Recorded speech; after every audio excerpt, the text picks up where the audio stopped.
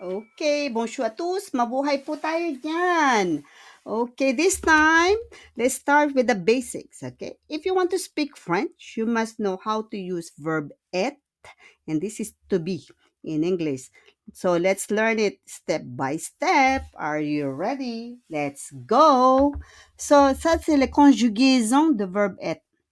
Conjugation. Conjugaison. Okay, en présent. Okay, we have do, suis. Do, suis, I am. Tu es. Tu es. This is you are. Il l'est. Il l'est is. Okay, sha. Elle is sha, she. Okay. On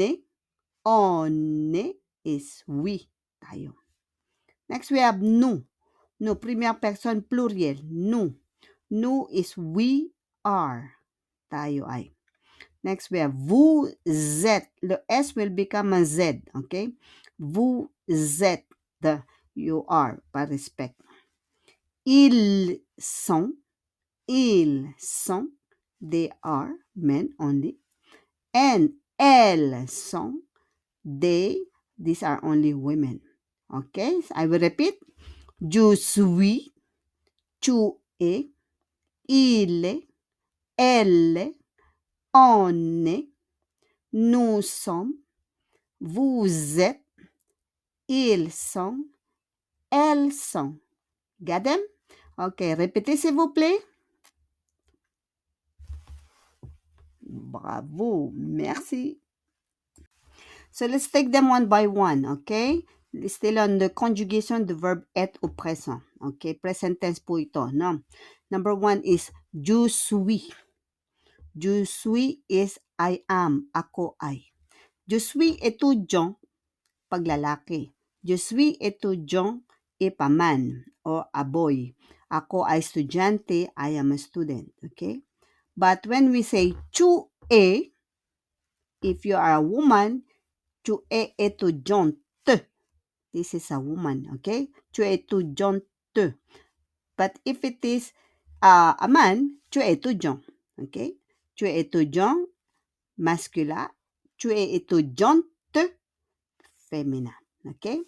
Got it? Ikaw estudyante, you are a student. So there's a big difference between the French and the English one. Okay? Got it? So je suis, I am. Et tu es, you are. Got it pa? Répétez s'il vous plaît. Bravo. So let's continue with il est. Il est. We need to connect. Okay? Il est. Il est français. Il est français because he is a French. He is French. So that is for a man. Il, he, siya ay princess. He is, okay? Next, for the woman is elle est.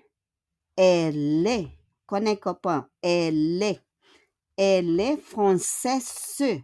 Regardez. Elle est française. She is French. For a man, il est français. For a woman, elle est française. Got it? Because there is a masculine and feminine in French. Masculine and feminine in English. Okay?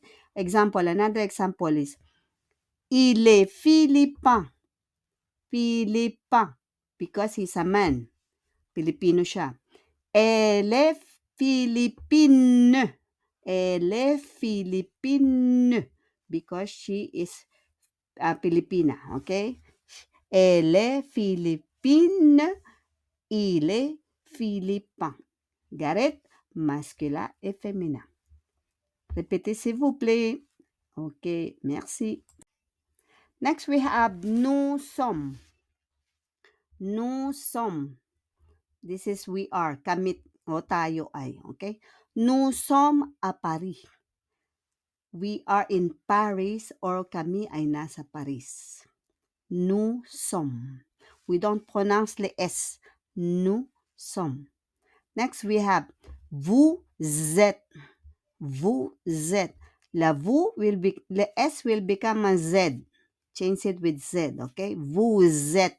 And we don't pronounce le S à la fin. Vous êtes. Okay? Kayo, ay. This is formal at madami. Example po tayo. Vous êtes étudiant. Vous êtes étudiant. Kayo ay mga estudyante. You are students. Okay? Kasi marami sila. Par example, vous êtes mon employer. Vous êtes mon employer. Vous êtes mon employer. Kahit isa lang, only one employer, because this is by respect, vouvoiement mo. Vous êtes mon employer. Vous êtes mon patron. Vous êtes mon patron. Vous êtes. Okay? Vous êtes. Okay, this is formal at saka yung madami. Pluriel. Okay? Get it po? So, let's repeat. Répétez, s'il vous plaît. Nous sommes, we are, et vous êtes. Vous êtes. Got it?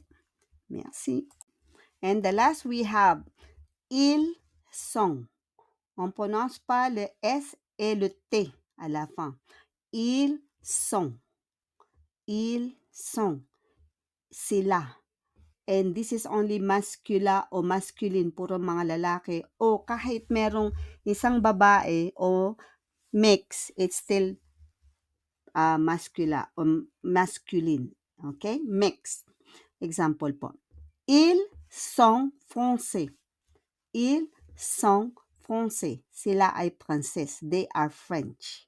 Because there's a man.